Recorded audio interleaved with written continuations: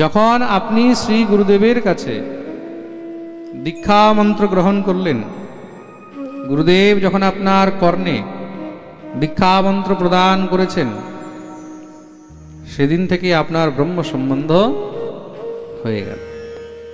প্রেম সে বলো। শ্রী ধ্রুবজি মহারাজ ঘুরে বেড়াচ্ছেন, কোনো সাধু কোনো বৈষ্ণব দেখতে পাচ্ছেন না। হঠাৎ করে সামনে থেকে দেখলেন এক সাধু বীণা বাজাতে বাজাতে হরিনাম করতে করতে যাচ্ছে। নারায়ণ নারায়ণ নারায়ণ নারায়ণ ভজ নারায়ণ ভজ নারায়ণ। যখনই তিনি দেখলেন, সঙ্গে সঙ্গে দৌড়ে গিয়ে চরণে সাষ্টাঙ্গ প্রণিপাত করেছেন। যখনই প্রণিপাত করলেন, সঙ্গে সঙ্গে দেবর্ষি নারদ সেই বাচ্চাকে উঠিয়েছেন। নারদস্তদুপাকর্ণ্য জ্ঞাত্বা তস্য চিকীর্ষিতম স্পৃष्ट्वा मूर्धन्यघग्नेन पाणिना प्राह विस्मित। বৎস, তুমি কে? তোমার নাম কি? এই ঘোর জঙ্গলের মধ্যে তুমি এখানে একা কি করছো? নিজের পরিচয় দিলেন। মহারাজ, আমি চক্রবর্তী সম্রাট শ্রী উত্তানপাদের জ্যেষ্ঠ পুত্র, আমার নাম হলো ধ্রুব। ওহো,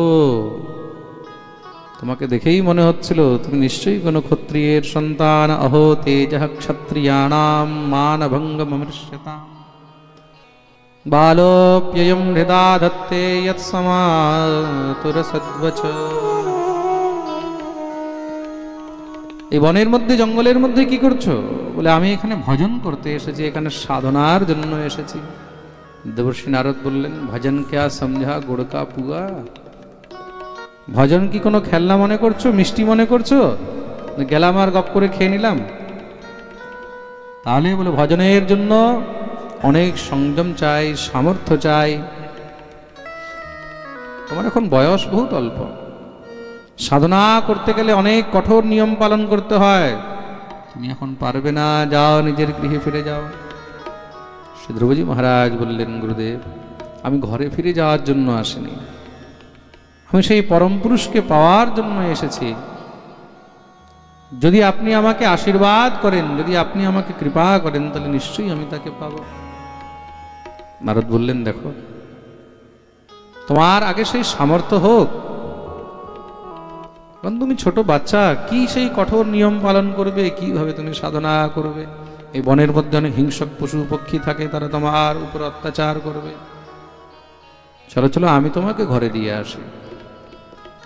শ্রী ধ্রুবজি মহারাজ বলেন, একটি কথা বলুন প্রভু, আপনি কি আসল সাধু না আপনি নকল সাধু? শুনেই তো নারদ চমকে গেছেন। কেন রে বাবা?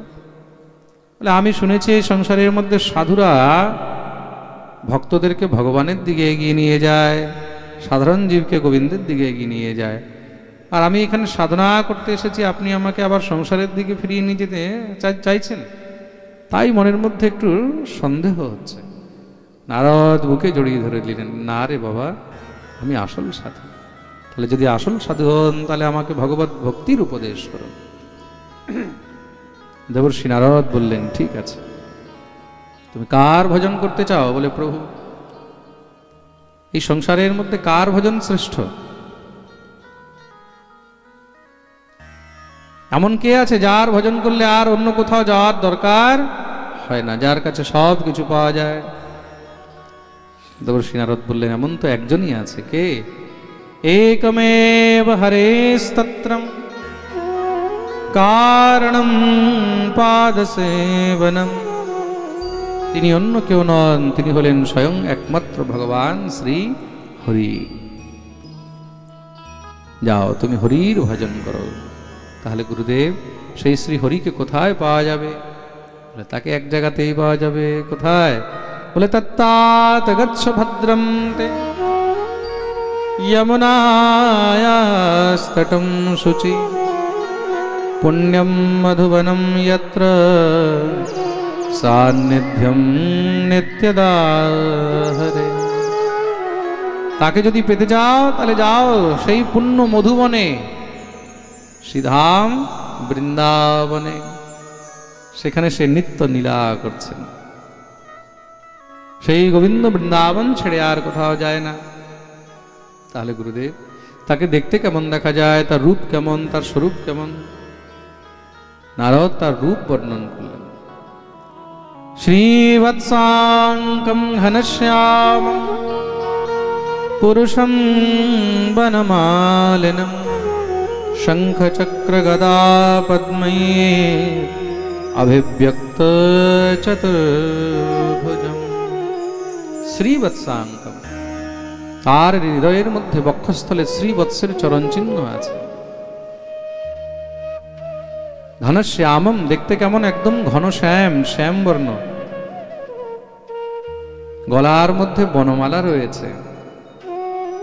তার 4টি হাত, চতুর্ভুজ রূপধারী। 4টি হাতে কি আছে বলে? শঙ্খ, চক্র, গদা আর পদ্ম আছে। মাথায় ময়ূরের পাখা আছে। কৌস্তুভাভরণগ্রীবম পীতকৌশেয়বাসসম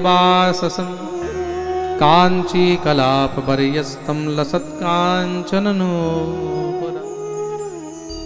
আর সবসময় তিনি পীতবস্ত্র ধারণ করে থাকেন। পীতবস্ত্র মানে হলুদ রঙের বস্ত্র। তিনি হলেন স্বয়ং ভগবান শ্রীহরি। চরণে পড়ে গেলেন গুরুদেব। তাহলে সেই শ্রীহরিকে পাবো কি করে? তার জন্য কোন মন্ত্র জপ করতে হবে? নারদ বললেন, বাবা মন্ত্র তো বলা যাবে না। কেন? মন্ত্র বললে আমি তোমার গুরু, তুমি আমার চেলা হয়ে যাবে। ধ্রুব বললেন, গুরুদেব আমি তো শিষ্য হতে একদম তৈরি হয়ে বসে রয়েছি, আপনি কৃপা করে আমাকে মন্ত্র তো দেন। নারদ বিচার করলেন, এমন শিষ্য আর খুঁজেও পাওয়া যাবে না। দেখুন, যেরকম এই সংসারের মধ্যে সদ্গুরু অনেক ভাগ্যে পাওয়া যায়, তদ্রূপ একজন সৎ শিষ্য কিন্তু অনেক ভাগ্যে পাওয়া যায়। প্রেম সে বলো। দেবর্ষি নারদ দিব্য দ্বাদশাক্ষর গোপাল মন্ত্রে দীক্ষা দিলেন। ওম নমো ভগবতে বাসুদেবায়। মন্ত্রেণানেন দেবস্য কুর্যাৎ দ্রব্যময়ীং বুধঃ সপর্যাম বিবিধৈর্দ্রব্যৈঃ দেশকাল বিভাগবে। দিব্য মহারাজ এই দ্বাদশাক্ষর গোপাল মন্ত্রের দীক্ষা দিলেন। গোপাল মন্ত্র 10 অক্ষরও আছে, খুব মন দিয়ে শুনবে কিন্তু। গোপাল মন্ত্র 10 অক্ষরও আছে, গোপাল মন্ত্র 12 অক্ষরও আছে, গোপাল মন্ত্র 16 অক্ষরও আছে, আর গোপাল মন্ত্র 18 অক্ষরও আছে। নিজ নিজ গুরু পরম্পরায় যে যেমন মন্ত্র প্রাপ্ত করেছেন তাকে সেই মন্ত্রই জপ করা উচিত। আর মনে রাখবে, গুরুদেব তোমাকে যেই মন্ত্র দিয়েছে সেই মন্ত্র জপ করতে করতেই তুমি কিন্তু গোবিন্দকে লাভ করবে। গুরু প্রদত্ত মন্ত্রের মধ্যে কখনো কোনো সংশয় রাখতে নেই। আজকাল কি হয়, অনেক শিষ্যরা গুরুদেব মন্ত্র দিয়েছে সেই মন্ত্র নিয়ে আরো অন্য গুরুদের কাছে গিয়ে জিজ্ঞাসা করে, মহারাজ আমার গুরুদেব এই মন্ত্র দিয়েছে, দেখুন তো এটা ঠিক কিনা। এটা অপরাধ। নিজের গুরুদেবের দ্বারা প্রদত্ত মন্ত্র অন্য কাউকে কখনো বলতে নেই, অন্য কাউকে কখনো জানাতে নেই। গুরুদেব যদি না থাকে, খুব মন দিয়ে শুনবে, নিজের গুরুদেবের দ্বারা প্রদত্ত মন্ত্র যদি তার মধ্যে কোনো সংশয় হয়, সেটা গুরুদেবের কাছেই গিয়ে জিজ্ঞাসা করা উচিত। যারা গুরুর উপরে গুরুগিরি করে, মনে রাখবে এই জন্মেও তারা কষ্ট ভোগ করে আর মৃত্যুর পরেও তারা নরক ভোগ করে। কখনো গুরুর উপরে গুরুগিরি করতে নেই। তার জন্য গুরু করার সময় অনেক বিচার করে ভেবেচিন্তে করা উচিত। গুরু করার পরে সংশয় রাখবে না, যা করার সংশয় গুরু করার আগে রাখো। একবার নয় 100 বার গুরুদেবের কাছে যাও, তার বিষয়ে জানো, তাকে চেনো, তারপরে গিয়ে দীক্ষা নাও। কিন্তু দীক্ষা নেওয়ার পরে গুরুদেবের বিষয়ে জানা, গুরুদেবকে নিয়ে চিন্তন করা, তারপরে গুরুদেবকে নিয়ে সংশয় করা, এখানে অপরাধ হয়ে যাবে। খুব মন দিয়ে শুনবে কিন্তু। হ্যাঁ, সংসারের মধ্যে গুরু অপরাধ বহুত খতরনাক। ব্রহ্ম অপরাধ হোক, গোবিন্দের চরণে অপরাধ হোক, তাও বেঁচে যাবে, গুরুদেব বাঁচিয়ে নেবে। কিন্তু গুরু চরণে অপরাধ হলে তখন গোবিন্দ বাঁচাতে আসবেন না। কৃষ্ণ রুষ্ট হলে গুরু রাখিবারে পারে, গুরু রুষ্ট হলে কৃষ্ণ রাখিবারে না। গুরু দ্রোহীকে ভগবানও ত্যাগ করে দেয়, তার জন্য কখনো গুরুচরণে অপরাধ করতে যাবে না। গুরু প্রদত্ত মন্ত্রের মধ্যে কোনো সংশয় রাখতে নেই। অনেকে বলতে পারে, বলে মহারাজে গুরু মন্ত্র নিয়ে কি গুরু ভাই গুরু বোনদের সঙ্গে চর্চা করা যায়? বলে না। যদি গুরুদেব নেই, অপ্রকট হয়ে গেছেন, সেই অপ্রকট অবস্থায় যদি কোনো প্রকারের কোনো সংশয় থাকে, তখন সেই মন্ত্র নিয়ে নিজের বড় গুরু ভাই বা বড় গুরু বোনের কাছে তখন গিয়ে সেই মন্ত্র নিয়ে চর্চা করা যায়। সেটাও কখন? যদি গুরুদেব নেই, অপ্রকট অবস্থায়। গুরুদেব প্রকট অবস্থায় মন্ত্র নিয়ে কোনো সময় খেলা করতে নেই। মন্ত্রকে সবসময় গোপনীয় বলা হয়েছে। কি বলা হয়েছে? জোরে বলো। গোপনীয়, গোপনীয়ম গোপনীয়ম গোপনীয়ম প্রয়ত্নতঃ। মন্ত্রকে সবসময় গোপনীয় রাখবে। মন্ত্র নিয়ে কোনো সময় কোনো প্রকারের কোনো খেলা করবে না। গুরুদেব মন্ত্র প্রদান করলেন। গুরুদেবের চরণ বন্দনা করে শ্রী ধ্রুবজি মহারাজ বৃন্দাবন চলছেন। আহা, শ্রী ধ্রুবজি মহারাজের মনে কি আনন্দ! কেন? বৃন্দাবনে গেলে আমি ঠাকুরকে অনেক তাড়াতাড়ি পেয়ে যাব। তা শ্রী ধ্রুবজি মহারাজ বৃন্দাবনে যাচ্ছেন, তো আমরা কি করে বাকি থাকি? তাহলে আমরাও বৃন্দাবন হয়ে আসি। কে কে বৃন্দাবন যেতে চায় একটু হাত উপরে করো তো। ওরে বাপরে, সবাই পাক্কা? তাহলে বৃন্দাবন যদি যেতে হয়, তাহলে বৃন্দাবন শুধু একজনই কিন্তু নিয়ে যেতে পারে, জানো কে? রাধা রানী। রাধা রানীর কৃপা ছাড়া বৃন্দাবন যাওয়া সম্ভব নয়। তিনি হলেন ব্রজের মালিকিন। তা যদি বৃন্দাবন যেতে চাও, তাহলে রাধা রানীর কাছে প্রার্থনা করতে হবে। কি বলতে হবে? ও রাধা রানী, ও মহারানী, ও রাধা রানী মহারানী, কৃপা করো না, কৃপা করে বৃন্দাবনে নিয়ে চলো না। রাধা রানী মহারানী, রাধা রানী মহারানী, কৃপা করো না, কৃপা করে বৃন্দাবনে নিয়ে চলো না। রাধা রানী মহারানী, রাধা রানী মহারানী, কৃপা করো না, কৃপা করে বৃন্দাবনে নিয়ে চলো না। রাধা রানী মহারানী, রাধা রানী মহারানী, কৃপা করো না, কৃপা করে বৃন্দাবনে নিয়ে চলো না। রাধা রানী মহারানী, রাধা রানী মহারানী। সবাই দুই হাত তুলে তালি সেবা করে হরি বল।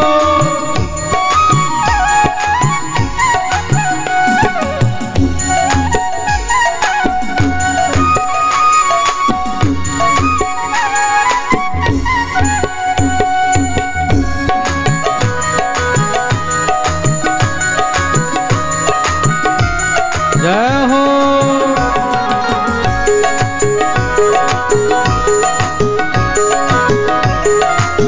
আচ্ছা, এইভাবে বসে বসে বৃন্দাবন যাবে? যারা যারা বৃন্দাবন যেতে চায়, হরি বল।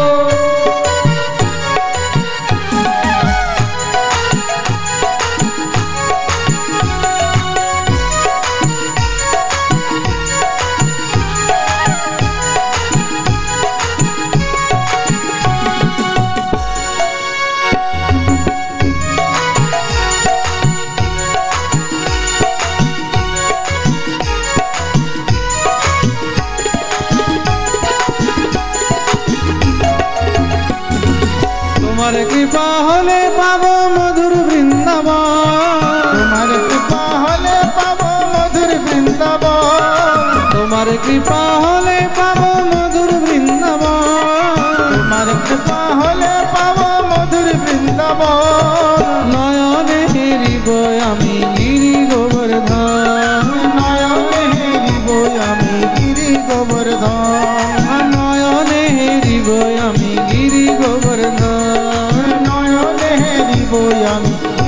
গোবর্ধন রাধা রানী মহারানী, রাধা রানী মহারানী কৃপা করো না, কৃপা করে চরণ তলে রেখে নিও না। রাধা রানী মহারানী, রাধা রানী মহারানী কৃপা করো না, কৃপা করে চরণ তলে রেখে দিও না। রাধা রানী মহারানী,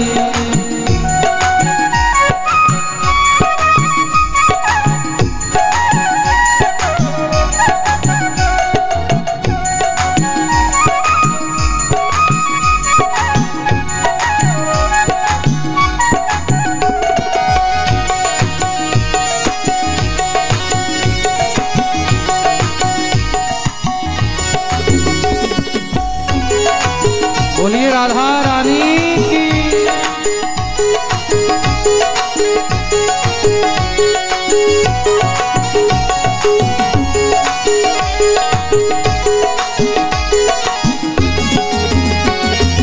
তোমার দয়া হলে পাবো শ্রীমদন মোহন, তোমার দয়া হলে পাবো শ্রীমদন মোহন, তোমার দয়া হলে পাবো শ্রীমদন মোহন, তোমার দয়া হলে পাবো শ্রীমদন মোহন। গোপী প্রেম দিয়ে রাখো শ্রী গুরু চরণ, গোপী প্রেম দিয়ে রাখো শ্রী গুরু চরণ, গোপী প্রেম দিয়ে রাখো শ্রী গুরু চরণ, গোপী প্রেম দিয়ে রাখো শ্রী গুরু চরণ। রাধা রানী ও মহারানী, ও রাধা রানী মহারানী কৃপা করো না, কৃপা করে আমায় তুমি দেখা দাও না। রাধা রানী মহারানী, রাধা রানী মহারানী কৃপা করো না, কৃপা করে আমায় হরি দাও বল। না। ও রাধা রানী মহারানী,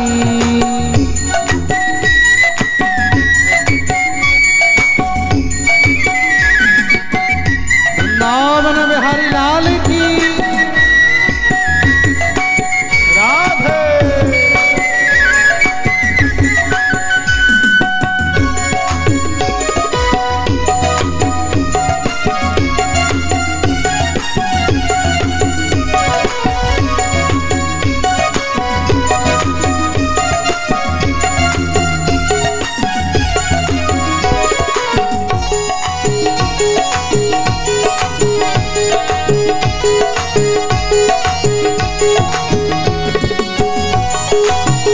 राधे